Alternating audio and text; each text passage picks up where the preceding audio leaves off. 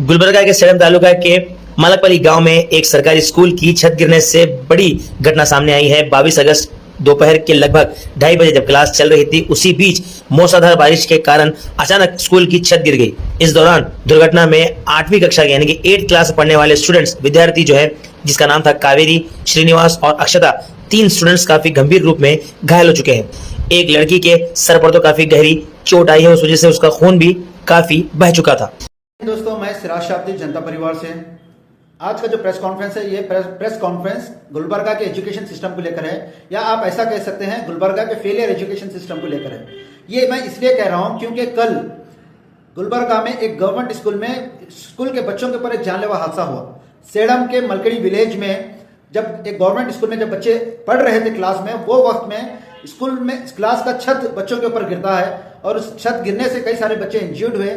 और जो मेजर इंज्यूर्ड हुए, कृष्णा, कावेरी, अक्षता, ये लोग मेजर इंज्यूर है ये स्टूडेंट। और with the help of local resident वहां पर वो तमाम स्टूडेंट्स को हॉस्पिटल में एडमिट करे और वहां पर उनका ट्रीटमेंट चल रहा। ये जो हादसे का वीडियो है, ये वीडियो कल आया था और मुझे पूरा यकीन है कि गुलबर्गा की तकरीबन अवाम इंक्लूडिंग एडमिनिस्ट्रेशन, एमएलए, एमपी, जो भी ये पॉलिटिकल इन्फ्लुएंस लीडर है, ये लोग ये वीडियो नहीं देखे होंगे। इसलिए नहीं देखे क्योंकि ये एजुकेशन सिस्टम को लेकर है। ये अगर ये वीडियो समझो किसी के ऊपर एलिगेशन लगाने का वीडियो रहता, किसी को ताने मारने का वीडियो रहता, हैप्पी बर्थडे का वीडियो रहता, गुलपोशी शालपोशी ओपनिंग का वीडियो रहता, या फिर हिंदू मुसलमान का वीडियो रहता, तो ये वायरल हो जाता था और एक मुद्दा बनता था चर्चे का। अनफॉर्चुनेटली हमारे गुलबर्गा में हमारे तकरीबन अवाम और यहाँ के एडमिनिस्ट्रेशन, एमएलए, एमपी, ये लोग एजुकेशन सिस्टम को लेकर सीरियस नहीं है। जब कांग्रेस सत्ता में आ रही थी, आने के टाइम पे आने से पहले ये लोग एक मैनिफेस्टो लॉन्च किए। मैनिफेस्टो में गवर्नमेंट स्कूल्स के एजुकेशन सिस्टम को बेहतर बनाने के वादे किए गए। तो मैं ये हुकूमत से मैं पूछना चाह रहा हूं, क्योंकि अवाम तो आप लोगों को नहीं पूछेंगे, मगर मैं एक जिम्मेदार नागरिक होने के नाते मुझे पता है एजुकेशन की अहमियत क्या है, तालीम की, शिक्षा की अहमियत क्या है, मुझे पता है। इसलिए मैं ये जो कांग्रेस हुकूमत है, यहाँ के जो एमएलए, एमपी है, डिस्ट्रिक्ट इंचार्ज मिनिस्टर है, मैं इनको सवाल करना चाहता हूं मैं कि आप एजुकेशन सिस्टम को बेहतर बना तो बोल के बताए, तो यहाँ पर कहां पे बना? कई बार हम लोग मेमोरेंडम देकर आपके नॉलेज में लेकर आए ये बात, यहाँ के गुलबर्गा के एमएलए, एमपी सबके नॉलेज में लेकर आए बात के गवर्नमेंट स्कूल के जो बिल्डिंग है वो खस्ता हालत में है। कभी भी वो बिल्डिंग का छत गिर सकता है, कभी भी दीवार गिर सकती है, बच्चों के ऊपर जानलेवा हादसा हो सकता है। अगर हकीकत में आप लोग सीरियस रहते तो आज ये हादसा पेश नहीं आता था। मिड डे मील के वास्ते भी हम कई बार मेमोरेंडम दिए, कि देखिए मिड डे मील के नाम पे अब हमारे बच्चों को जहर दिया जा रहा। कई सारे बच्चे 2023, जुलाई 2023, जुलाई 2024 और रिसेंटली जुलाई 2025 में जो 23 में है, वहां पर अफजलपुर में 44 स्टूडेंट मिड डे मील खाने की वजह से हॉस्पिटलाइज एडमिट हुए। जवर्गी में जुलाई 2025 में 25 स्टूडेंट्स मिड डे मील खाने के लिए एडमिट हो गए।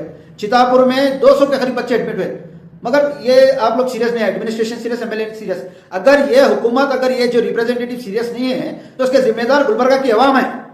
इसलिए है आप लोग, क्योंकि जब इलेक्शन आता, इलेक्शन के टाइम पे घरों से अपने लीडर को, अपने कायद को जिताने के लिए घरों से जाकर, अगर कोई सीनियर सिटीजन है चल नहीं सकता, उसको गोद में उठा के लेके जाके वोट कराते हैं। कोई हैंडीकैप बच्चा चल नहीं सकता, उसको गोद में उठा के लेके जाते हैं। अगर किसी के पास व्हीकल नहीं है, गाड़ी की अवेलेबिलिटी नहीं है, तो वैसे लोगों को गाड़ी अरेंज करते हैं, गाड़ी अरेंज करके ले जाकर वोट कराते हैं। मगर जब शिक्षा की बात आती है तो तमाम लोग सो गए हैं।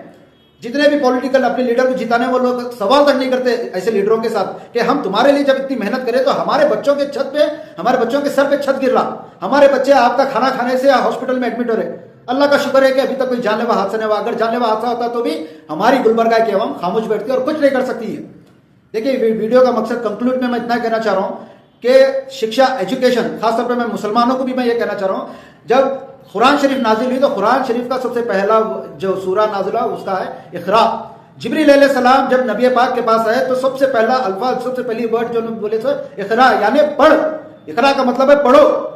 तो इस्लाम में एजुकेशन को सबसे ज्यादा अहमियत दी गई है। बात इस्लाम की नहीं, हर वो रिलीजियस किताब में शिक्षा को ज्यादा अहमियत दी है, क्योंकि हर वो रिलीजियस जो स्कॉलर थे उनको एजुकेशन की अहमियत पता थी। एक रोटी कम खाएंगे, बच्चों को पढ़ाएंगे। बेशक कई सारे माँ बाप है एक रोटी कम खा के अपने बच्चों को पढ़ा रहे, मगर ये जो पॉलिटिकल लीडर है आपसे वो एक रोटी भी छीन के खा रहे हैं लोग। अगर आप लोग आज एजुकेशन, शिक्षा के लिए आवाज नहीं उठाएंगे, याद रखिए रूरल पंचायत की आरटीआई रिपोर्ट है, जो लास्ट प्रोटेस्ट में हम लोग बताए थे ये बात कि गुलबर्गा डिस्ट्रिक्ट से 12,000 बच्चे स्कूल से ड्रॉप आउट है।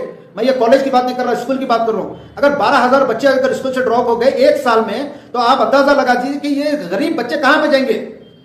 ये बच्चे छोटे छोटे काम करेंगे, गैरेजों में काम करेंगे, होटलों में काम करेंगे। क्या ऐसे बच्चे, ये जो बच्चे हैं हमारे गुलबर्गा के, हमारे देश के, हमारे कर्नाटका स्टेट के भविष्य है ये लोग।